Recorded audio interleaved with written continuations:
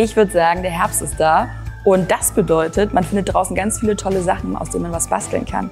Und heute möchte ich was ganz Einfaches mit euch basteln und zwar einen niedlichen Igel aus Tannenzapfen und ein bisschen Eierkarton. Auf die Schere, fertig, los! Heute brauchen wir eine Heißklebepistole, Holzperlen, einen Bleistift, einen Filzstift, eine Schere, Tannenzapfen und Eierkarton.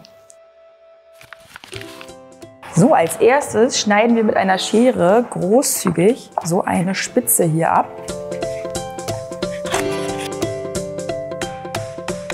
Weil wir einfach gleich noch einen zweiten Igel dazu basteln, schneide ich jetzt auch noch eine zweite Spitze aus. Dann könnt ihr den Eierkarton auch schon zur Seite stellen.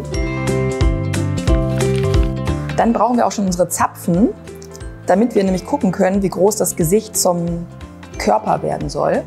Und ich habe hier zum Beispiel einen Kiefernzapfen, die eignen sich besonders gut für die Igel, weil die Schuppen so ganz fest sind.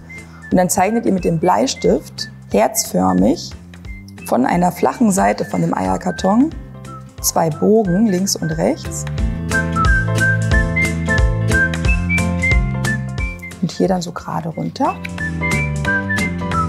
Ihr müsst dann erstmal von euren Zapfen gucken, welche ihr am schönsten findet für eure Igel.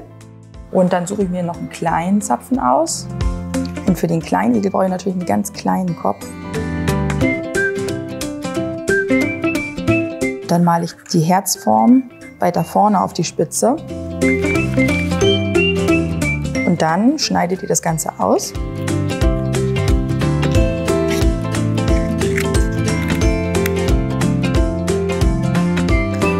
Und dann könnt ihr das mal an euren Igel halten. Das sieht doch schon ganz gut aus. So, kleines Igelgesicht fertig. Das ist auch immer noch ein bisschen groß, würde ich sagen. Kann man noch ein bisschen kleiner schneiden. So. So, jetzt sind unsere beiden Igelköpfe erstmal fertig. Und jetzt fangen wir an, die Igelnase zu bemalen. Dafür nehmt ihr eine von den Holzperlen. Ich habe hier so ein paar größere und ein paar kleinere. Und dann malen wir die einmal mit dem Filzstift an.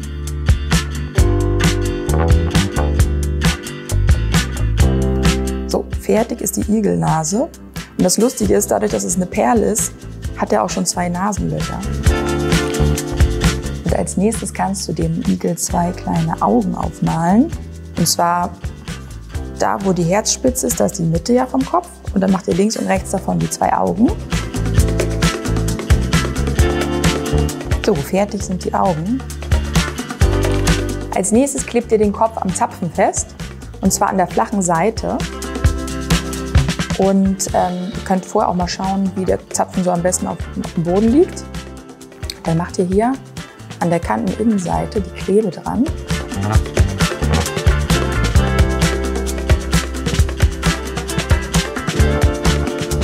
Und bei dem kleinen Igel genauso. Und zum Schluss klebt ihr die Nase am Igel fest. Und zwar so, dass die Löcher links und rechts davon sind.